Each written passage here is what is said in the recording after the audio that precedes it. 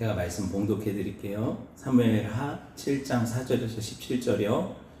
그 밤에 여호와의 말씀이 나단에게 임하여 이르시되 가서 내 종 다윗에게 말하기를 여호와께서 이와 같이 말씀하시되 내가 나를 위하여 내가 살 집을 건축하겠느냐? 내가 이스라엘 자손을 애굽에서 인도하여 내던 날부터 오늘까지 집에 살지 아니하고 장막과 성막 안에서 다녔나니 이스라엘 자손과 더불어 다니는 모든 곳에서 내가 내 백성 이스라엘을 먹이라고 명령한 이스라엘 어느 지파들 가운데 하나에게 내가 말하기를 너희가 어찌하여 나를 위하여 백향목집을 건축하지 아니하였느냐고 말하였느냐.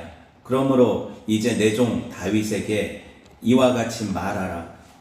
만군의 여호와께서 이와 같이 말씀하시기를 내가 너를 목장 곧 양을 따르는 데에서 데려다가 내 백성 이스라엘의 주권자로 삼고 내가 가는 모든 곳에서 내가 너와 함께 있어 내 모든 원수를 내 앞에서 멸하였은즉 땅에서 위대한 자들의 이름같이 내 이름을 위대하게 만들어 주리라. 내가 또 내 백성 이스라엘을 위하여 한 곳을 정하여 그를 심고 그를 거주하게 하고 다시 옮기지 못하게 하며 악한 종류로 전과 같이 그들을 해하지 못하게 하여 전에 내가 사사에게 명령하여 내 백성 이스라엘을 다스리던 때와 같이 아니하게 하고 너를 모든 원수에게서 벗어나 편히 쉬게 하리라.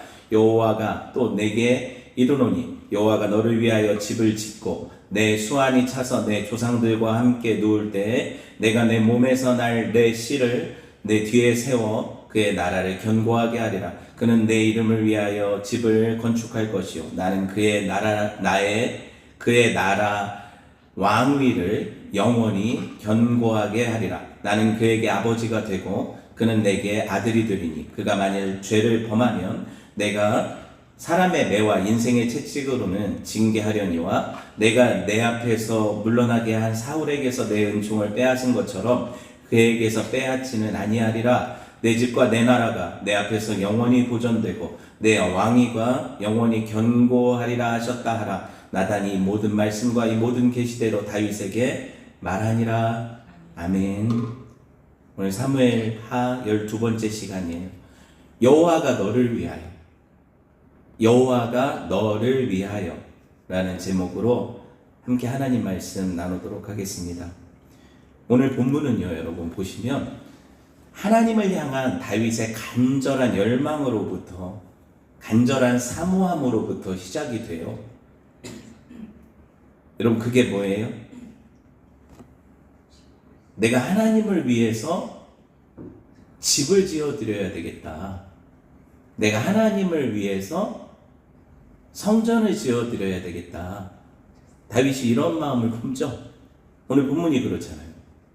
여러분 하나님께서 다윗을 이스라엘 전체의 왕으로 세우셨어요. 그렇죠? 블레셋을 비롯한 주변 국가들을 다윗의 발 아래 굴복시키셨어요. 그러니까 왕국이 점점 더 안정되어져 가고 있죠. 다윗이 드디어 전쟁을 벗어나서 평안히 왕궁에 거하게 되는 날들이 이제 시작이 된 거죠. 그러니까 다윗이 문득 하나님을 향해 감사의 마음이 막 피어오르기 시작하는 거예요. 그리고 한편에서 또 생각나는 게 송구한 마음이 들기 시작하는 거예요. 생각해 보세요. 얼마 전에 다윗은요 기럇 여아림에 있던 뭐를 가져왔어요? 하나님의 법궤를 지금 예루살렘 최근에 그 여부스 족속에게서 빼앗은 예루살렘 그 시온 산성에 안치하려고 그 법궤를 지금 옮겨왔잖아요. 그쵸? 그 예루살렘으로 그 법궤를 옮겨왔단 말이에요. 그래가지고 그 법궤를 어디다 놨겠어요? 당연히 예루살렘 안에다가 그 성 안에다가 갖다 놓기는 했겠는데 그런데 법궤가 어디 있어요? 제대로 된 어떤 성전이 있는 게 아니잖아요. 그러니까 어떤 임시 거처인 성막 안에 있겠죠. 그렇게 갖다 놨단 말이에요. 그래가지고 그게 생각이 난 거죠. 그래서 자기가 신뢰하는 선지자 중에 하나인 나단이라는 선지자를 불러가지고 이 일에 대해 상의를 해요. 오늘 읽지 않았지만 사무엘하 7장 1절에서 3절 봅시다. 같이 봐요. 시작.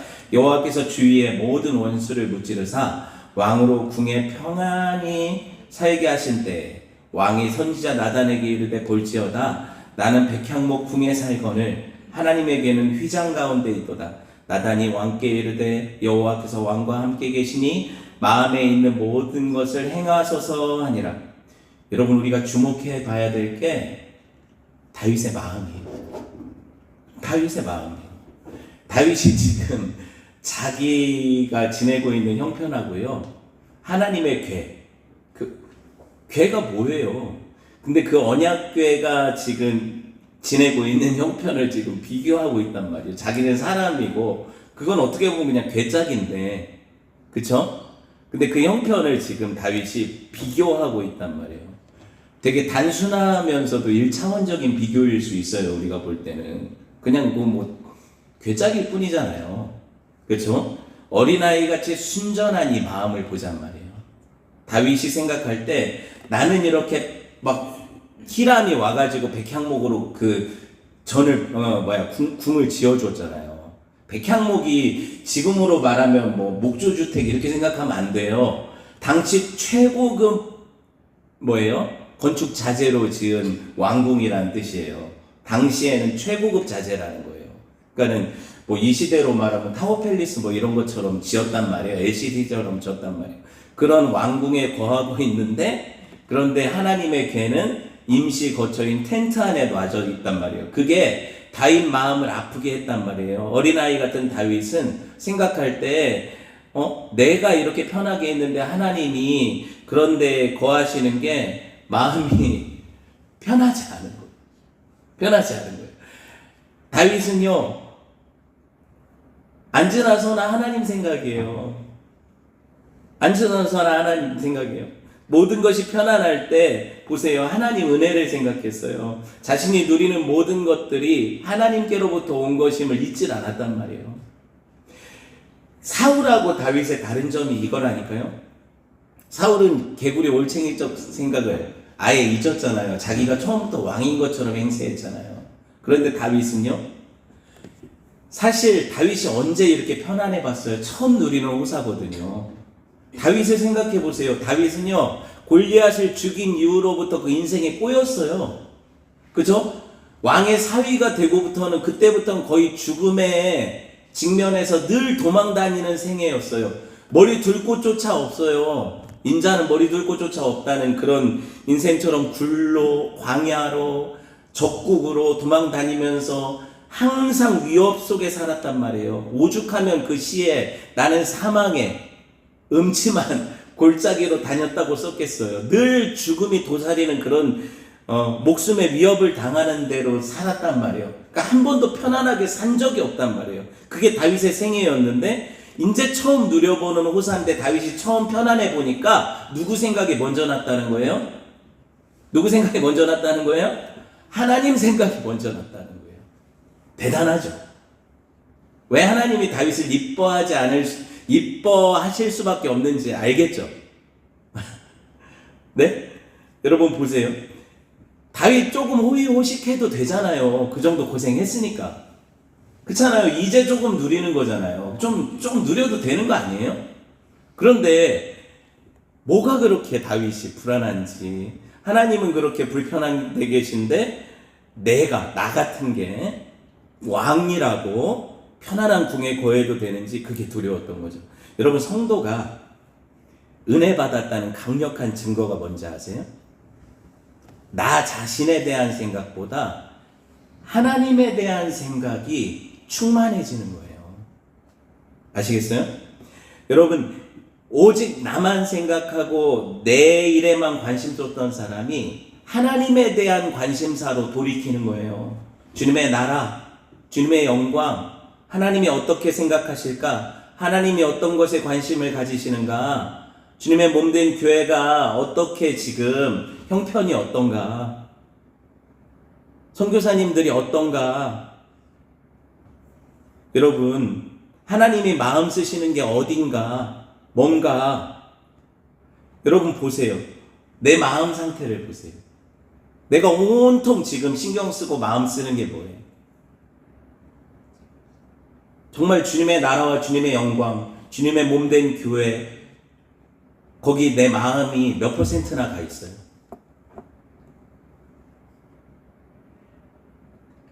은혜가 없죠. 우리는 온통 어디가 있어요? 이 땅에 가 있잖아요. 우리 자녀들에게 가 있잖아요. 내 직장에 가 있고 내 부귀 영화에 가 있잖아요. 맛집에 가 있고 내 삶에 누리는 것들에 가 있잖아요. 다윗은 안 그랬어요. 그걸 다 누릴 수 있는 자격이 있었고 충분히 누릴 수 있는 권세가 있었는데 다윗의 관심은 온통 어디 있어요? 하나님께 있다는 거예요. 하나님께 있다는 거예요.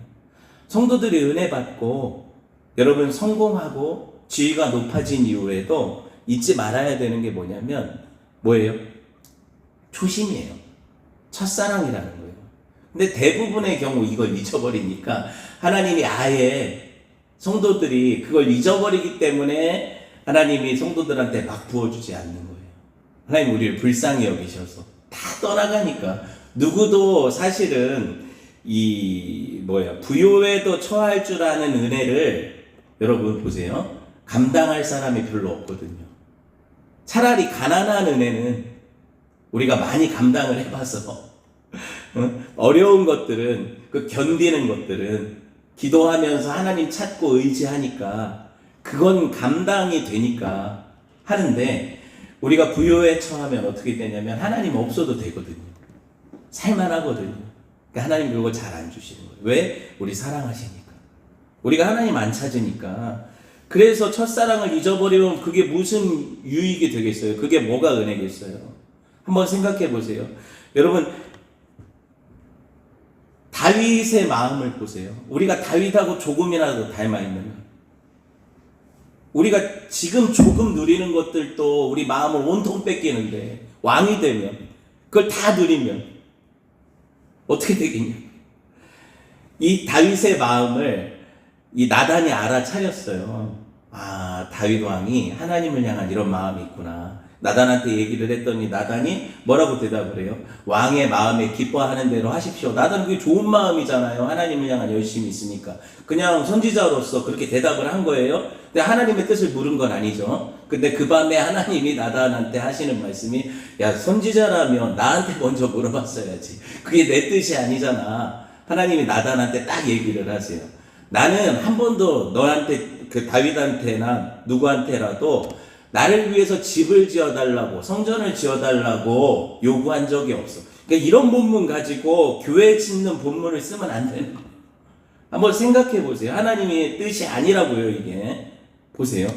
하나님은 나단에게 지금 당신의 뜻을 밝히 보여주시죠. 오늘 본문이잖아요. 쭉 읽어보셨잖아요. 뭐라고 하세요? 나단을 통해 하나님이 다윗에게 하신 말씀은 네가 나를 위해서 집을 짓겠느냐? 아니, 여호와가 너를 위해 집을 지어주겠다.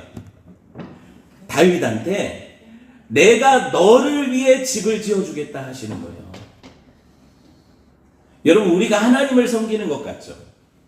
우리가 하나님을 이제 내가 구원의 은혜를 받았으니까 내가 하나님을 열심으로 이 땅에 사는 동안에는 그래 내가 세상과 구별되어서 이렇게 열심으로 하나님을 섬기고 이렇게 매주 막 나와서 헌신하고 하는 것 같죠? 아니요. 하나님이 여러분 섬겨주시는 거예요. 하나님이 여러분을 구별된 자로 살게 하시는 거고 하나님이 우리를 매주 세상과 구별되게 자녀로 섬겨주시는 거예요. 그 은혜를 우리가 그 혜택을 누리고 사는 거예요. 그걸 알아야죠. 무슨 우리가 하나님을 섬겨드리며 삽니까? 생각해 보세요. 하나님이 우리가 섬기지 않아서 하나님이 우리가 수발들지 않아서 못 사십니까? 그런 분이세요? 성경에 하나님이 그런 분이세요? 그렇지 않잖아요. 오히려 우리가 정말 하나님이 필요하죠. 그걸 알아야 돼요. 여러분 하나님이 다윗을 위해 집을 지어주시겠다고 하시잖아요. 이게 얼마나 황송한 말씀이냐고요. 이심점심 아닙니까? 다윗은 하나님을 향한 열심이 특심이라 나를 이렇게 편하게 살게 하신 하나님 너무 감사해서 나를 주를 위해서 성전을 짓겠습니다. 이런 마음을 가졌는데 하나님이 그 마음을 너무 이쁘게 받으셔서 네가 나를 위해서 집을 짓겠다고? 야, 원래 집은 아빠가 너를 위해 져주는 거야. 걱정하지 마. 네 인생 내가 책임져 줄게. 이렇게 하시는 거예요. 그러니까 다윗의 인생은 누가 책임지시는 거예요? 하나님이 책임지시는 거예요. 성도들의 인생은 누가 책임지시는 거예요?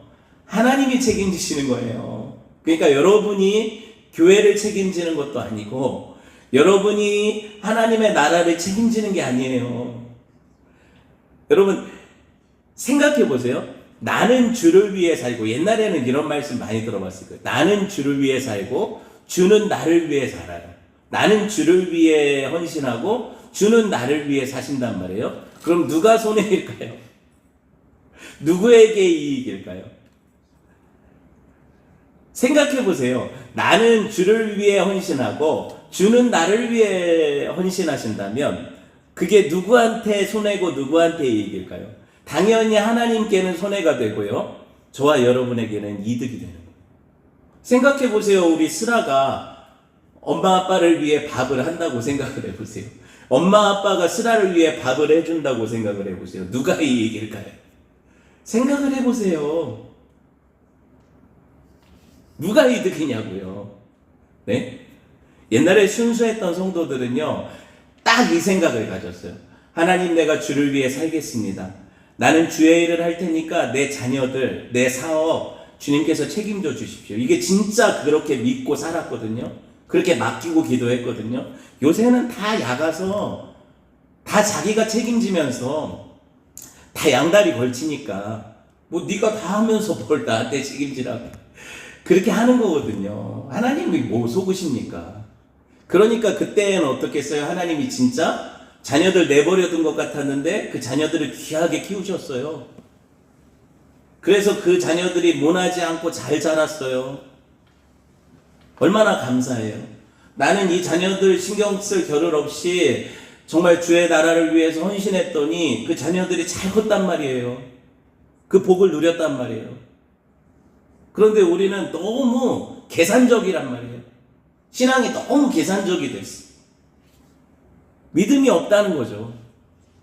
이렇게 해가지고 되겠어? 내가 더 신경 써야지. 아니요, 내가 신경 쓰는 것보다 주께서 신경 쓰시는 게 훨씬 더 잘 커요. 왜 없어요? 왜 믿음이? 믿는 자들은 어디 갔어요 도대체? 이 시대는 믿는 자나 안 믿는 자나 다 똑같아요. 하는 행동이 다 똑같아요. 안 그래요? 솔직하게.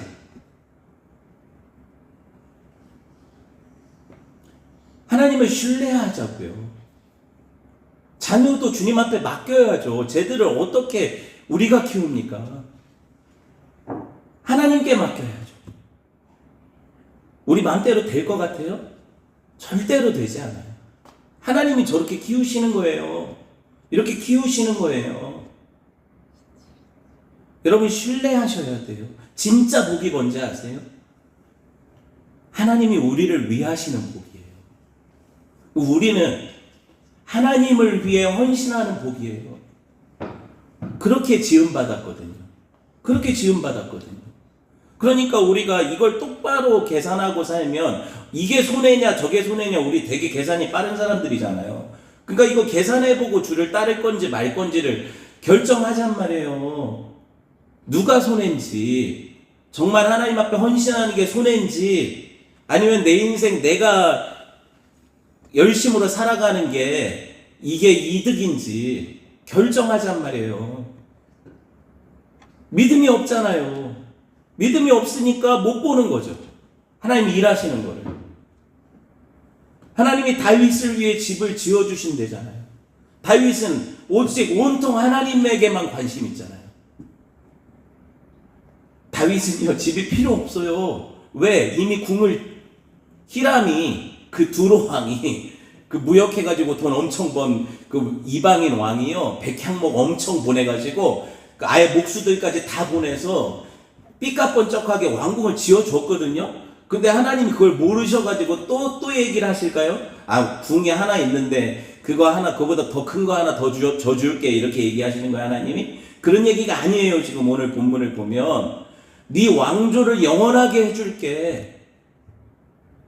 네 씨에서 난 자를 내가 영원히 견고하게 해주겠어. 하나님이 너무 다윗을 이뻐하시잖아요, 지금. 그쵸? 이 복을 앗아가지 않겠다고 하시잖아요. 어때요? 그럼 누가 손해예요? 누가 이득이에요? 당연히 다윗이 이득이죠. 당연히 다윗. 이 마음 하나 품은 것만으로도 다윗은 영생을 누리잖아요. 영원한 복을 누리잖아요. 여러분 그 마음 하나 품어보세요. 하나님 앞에. 이게 로또 비교가 안 되는 복을 받는 거죠. 비교가 안 되는 복을 받는 거예요. 여러분 이게 소위 다윗 언약이라는 거예요. 영원한 주권자로 다윗을 하나님의 집에 주권자로 삼아주시겠다는 약속이거든요. 이게 누구예요? 다윗의 후손 예수 그리스도의 메시아 언약이잖아요. 그 여자의 여자의 후손을 다윗의 후손으로 보내주시겠다는 약속이잖아요. 이게 왕궁을 건축해 주시겠다는 것보다 훨씬 더 큰 언약이잖아요. 하나님의 나라의 주권자로 삼으시겠다는 거잖아요. 그쵸? 이 다윗 언약. 근데 여러분 이 언약이 어떤 언약이랑 닮았냐면 언약하면 생각나는 게 뭐예요? 창세기 15장에 믿음의 조상과 세우셨던 아브라함 언약이라는 유명한 언약이 생각나죠? 쪼갠 고개 사이로 횃불 하나가 싹 지나간 언약. 그 언약의 핵심이 뭐였어요? 네 씨로 하나님이 하늘의 별같이 바다의 모래같이 번성하게 하겠고 땅을 주겠다. 그죠? 땅과 자손에 대한 언약이었잖아요. 기억나요? 나라를 형성하려면 뭐가 필요해요? 영토가 필요하고 국민이 필요하죠. 그쵸? 그리고 주권이 필요하죠. 맞죠? 그런데 아브라함 언약에서 지금 뭐예요? 백성과 영토에 관한 언약을 주셨잖아요. 봅시다. 창세기 15장 5절 시작. 그를 이끌고 밖으로 나가 이르시되 하늘 우러러 무뼈를 셀 수 있나 보라. 또 그에게 이르시되 네 자손이 이와 같으리라. 18절 21절 그날에 여호와께서 아브라함과 더불어 언약을 세워 이르시되 내가 이 땅을 애굽 강에서부터 그 큰 강 유브라데까지 네 자손에게 주노니 곧 겐 족속과 그니스 족속과 감모 족속과 헷 족속과 브리스 족속과 르바 족속과 아모리 족속과 가나안 족속과 기르가스 족속과 여부스 족속의 땅이니라 하셨더라. 그렇죠? 여러분 그렇다면 오늘 다윗 언약은 뭐예요? 땅과 백성이 있어요. 그럼 뭐가 없어요 지금? 주권에 대한 약속. 그 약속이 이루어지는 거예요 오늘. 누가 통치하시겠다? 하나님이 보내실 그 여자의 후손, 그 씨가 와서 그 영토에서 그 백성들을 통치하시겠다는 언약이 다윗 언약이에요. 그래서 그 영원하신 왕이 오셔서 그 땅에서 통치하시겠다는 거예요. 여러분 민주주의 국가는 주권이 국민에게 있지만 하나님의 나라의 주권은 누구에게 있다고 제가 수십 번 얘기했어요? 하나님께 있다고 했죠. 이거 인정해 드리는 게 성도라고 했잖아요. 불신자들은 절대 이걸 인정하지 않아요. 다 자기가 주권이죠. 민주주의에 익숙해져 있죠. 그렇지만 여러분 우리는 민주주의가 아니에요. 하나님 나라의 주권은 하나님께 있어요. 그러니까 그분이 왕이시라고 고백하는 자들이 그 왕국의 신민들이잖아요. 백성들이잖아요. 여러분 다윗이 보세요. 자기가 왕인데 안절보절 못하는 이유는 진짜 왕이 휘장에 거하시고 가짜 왕인 자기는 신한데 왕궁에 있단 말이에요. 그러니까 진짜 왕이 저렇게 불편하게 계신데 나 같은 신하가 이렇게 편하게 있어서 되냐? 이게 진짜 다윗 마음이란 말이에요. 그쵸? 그 마음을 얼마나 이쁘게 보셨냐고요, 하나님. 그 마음을 얼마나 이쁘게 보셨냐고요. 그러니까 다윗은 처음 여부스를 예루살렘을 뺏자마자 누굴 모셔와요? 진짜 왕이신 하나님을 그 왕궁에 딱 모셔오잖아요. 왜? 왕궁에 누가 있으셔야 되니까? 왕이 있으셔야 되니까. 그것부터 하나님이 기뻐하신 거예요. 그러니까 하나님이 딱 보자마자 너무 기뻐하시죠. 네가 나를 위해서 집을 지겠냐? 내가 너를 위해 집을 지어주겠다. 하나님 저는 이미 왕궁이 있는데요. 그 얘기가 아니야. 그 얘기가 아니야. 내가 너를 영원한 내 나라의 주권자로 삼을 거야. 이렇게 얘기하시는 거예요. 그래서 이 다윗 언약은요, 영원히 변하지 않는 언약이에요. 다윗 안에서 모든 백성들이요, 구원을 얻는 거예요. 그 다윗, 메시아 안에서 모든 사람들이요, 그 다윗의 나라 안에 있으면 떨어져 나가지가 않아요. 그 영토와 주권이 영원하니까. 진짜 그래요. 오늘 말씀이 그렇잖아요. 사울은 폐위되잖아요. 잘못해서 폐위되잖아요. 근데 오늘 보세요. 네 씨에서 난 자는 잘못해도 버리지 않는다요. 그래서 우리가 살잖아요. 우리가 그래서 살잖아요. 잘못해서 사울처럼 버림받으면 죽는데 다윗의 씨에서 난 자는 잘못해도 안 버리신대요. 이게 영원한 언약이라니까요. 여러분 보세요. 그래서 이 고백이 마치 뭐와 같아요. 베드로가 예수님이 잡히시기 전에 베드로한테 야 너희 제자들한테 물어보시잖아요. 너희는 나를 누구라고 부르냐? 그러니까는 제자들이 막 엘리야입니다. 뭐 요한입니다. 막 대답하는데 베드로가 뭐라고 대답해요? 주는 그리스도시요 살아계신 하나님의 아들이십니다. 이렇게 고백하니까 예수님이 뭐라고 해요? 바요나 시몬아 네가 복되다. 그러면서 네가 이렇게 고백한 것이 너 이걸 알게 한 것이 하나님이시다. 그러면서 뭐라고 해요? 내가 네 위에 내 교회를 세우겠다고 그러시잖아요. 음부의 권세가 해하지 못하게 하겠다 하시잖아요. 이거예요. 무슨 말씀입니까? 다윗의 이 마음 위에 하나님이 영원한 왕국을 세우시잖아요. 완전한. 그쵸? 베드로의 이 신앙 고백 위에 주님의 교회를 세우시잖아요. 이게 똑같은 거예요. 이 고백, 이 복음 위에 음부의 권세가 해하지 못하는 나라를 세우시는 거예요. 오늘 말씀에 보면은 적이 다시는 그 나라에 있는 백성들을 멸하지 못할 거라고 써 있잖아요. 그래서 그 백성들은요 다시는 어떻게 해요? 적국에 의해서 멸망당하지 않는다고 써 있잖아요. 근데 보세요. 다윗 왕국도 멸망당하고 유다도 멸망당하고 이스라엘도 멸망당해요. 그렇죠? 역사적으로는 그 유다나 북이스라엘은 망한단 말이에요. 그러면은 다윗 왕국이나 이스라엘에 대한 예언이 아니라는 걸 알게 되잖아요. 그럼 어디에 대한 예언이라는 거예요?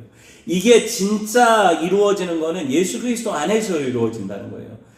영적인 이스라엘, 영적인 아브라함의 자손, 영적인 메시아의 자손인 성도들 안에서 이루어지는 언약이라는 거예요. 우리는 절대 마귀에게 뺏기지 않는, 그쵸? 그 주권을 침탈당하지 않는 그 영원한 나라 안에 들어가게 된다니까요. 오늘 하나님께서 나단에게 거절을 정중하게 야 나 다 집 필요 없어 이렇게 거절하시면서 하시는 말씀이 뭐냐면 자세히 보면은요 출애굽 이후에 하나님은요 한 번도 집을 요구하신 적이 없다고 얘기하시잖아요. 그 이유가 뭐예요? 뭐라고 얘기를 하셔요? 나는 성막에 거했다고 하시죠. 성막의 특징이 뭐예요? 대답해 보세요. 그 성막의 특징이 뭐예요? 성전과 성막의 다른 점이 뭐예요? 이동식이라는 거잖아요. 이동식이라는 거잖아요. 그렇죠? 이동식이라는 거잖아요. 그게 다른 점이잖아요. 목사님 그게 뭔 차이입니까? 하나님은 자유롭게 당신의 백성들 사이에서 운행하시는 분이세요. 하나님은 어떤 성전에 가두어진 채 사람들이 찾아와가지고 조공이나 바치고 나 이게 복 빌어주세요 이렇게 해주세요 하고 그 신을 조종할 수 있는 그런 분이 아니시라는 거예요. 하나님은 자유롭게 운행하시며 그 백성 가운데 임재하시며 그 백성들을 이끌어 가시는 분이시라는 거예요. 그걸 보여주신 게 뭐예요? 성막 위에 구름이 떠오르면 또 불기둥이 떠오르면 그 성막을 중심으로 해서 이스라엘의 사방에 친진이 이동을 하죠. 하나님을 따라 이동을 하잖아요. 그 성막을 따라 이동을 하잖아요. 하나님이 인도자시잖아요. 그쵸? 이스라엘이 하나님을 유다 지파가 앞장서서 먼저 가고 하나님의 성막에 따라가고 이런 형태가 아니라는 거예요. 무슨 말인지 아시겠어요? 하나님이 주권자셔서 당신이 당신의 백성을 이끌어 가신다는 거예요. 이 성막 사상이 왜 중요하냐면 나중에 하나님이 우리를 성전 삼으시러 오시기 때문에 그래요. 그래서 여러분이 성전이죠. 여러분 안에 여러분이 성령의 전이기 때문에 여러분 안에 성령이 계시고 여러분이 움직이는 교회잖아요. 그리고 우리가 찬양했잖아요. 우리는 주의 움직이는 교회. 그래서 자유롭게 우리 안에 운행하시며 내 안에서 역사하시는 분이 하나님이시잖아요. 그러니까 우리가 움직이는 교회죠. 이게 임마누엘 아닙니까? 하나님이 나를 자유롭게 통치하시고 다스리시는 나라가 된 거잖아요. 이 약속이 다윗 언약이라니까요. 얼마나 신기합니까? 사무엘하 7장 8절에서 16절 그냥 읽어도 은혜가 돼요. 볼까요? 그냥 한번 읽어볼까요? 같이 목소리로 시작. 그러므로 이제 내 종 다윗에게 이와 같이 말하라. 만군의 여호와께서 이와 같이 말씀하시기를 내가 너를 목장 곧 양을 따르는 데에서 데려다가 내 백성 이스라엘의 주권자로 삼고 네가 가는 모든 곳에서 내가 너와 함께 있어 내 모든 원수를 내 앞에서 멸하였은즉 땅에서 위대한 자들의 이름같이 내 이름을 위대하게 만들어 주리라. 내가 또 내 백성 이스라엘을 위하여 한 곳을 정하여 그를 심고 그를 거주하게 하고 다시 옮기지 못하게 하며 악한 종류로 전과 같이 그들을 해하지 못하게 하여 전에 내가 사사에게 명령하여 내 백성 이스라엘을 다스리던 때와 같이 아니하게 하고 너를 모든 원수에게서 벗어나 편히 쉬게 하리라. 여호와가 또 네게 이르노니 여호와가 너를 위하여 집을 짓고 네 수완이 차서 네 조상들과 함께 누울 때에 내가 네 몸에서 내 씨를 내 뒤에 세워 그의 나라를 영원히 견고하게 하리라. 그는 내 이름을 위하여 집을 건축할 것이요 나는 그의 나라 왕위를 영원히 견고하게 하리라. 나는 그에게 아버지가 되고 그는 내게 아들이 되리니 그가 만일 죄를 범하면 내가 사람의 매와 인생의 채찍으로 징계하려니와 내가 네 앞에서 물러나게 한 사울에게서 내 은총을 빼앗은 것처럼 그에게서 빼앗지는 아니하리라. 내 집과 네 나라가 내 앞에서 영원히 보존되고 내 왕위가 영원히 견고하리라 하셨다 하라. 이게 다윗 언약이에요. 너무 감격스럽지 않습니까? 여러분, 구약의 숨은 보석 같은 말씀이에요. 이 말씀이요, 이 씨가 아브라함에게 주셨던 그 언약이잖아요. 이게 여자의 후손이라니까요. 이 씨를 통해서 하나님께서 이 복을 주시겠다 하셨어요. 이 복을 주시겠다 하셨어요. 14절부터 기록된 말씀 보세요. 이 사람은 죄를 져도 14절 나는 그에게 아버지가 되고 그는 내게 아들이 되리니 그가 만일 죄를 범하면 내가 사람의 매와 인생 채찍으로는 징계하려니. 죄 지으면 맞아야죠. 그런데 죽이진 않아요. 누가 자녀가 죄 짓는다고 죽입니까? 그리고 멸망당하지 않아요. 사울은 보세요. 잘못해서 은총을 빼앗겼는데 하나님이 뭐라고 하세요? 얘는 잘못해도 은총을 뺏지는 않겠다. 이게 복음이라고요. 이 복음을 어떻게 우리가 받았냐고요. 이 은혜를 우리가 어떻게 받았냐고요. 사울에게는 허락된 적이 없는 은혜예요. 여러분, 에서에게는 허락된 적이 없는 은혜예요. 야곱이 뭐가 잘나서 이 은혜를 받았냐고요.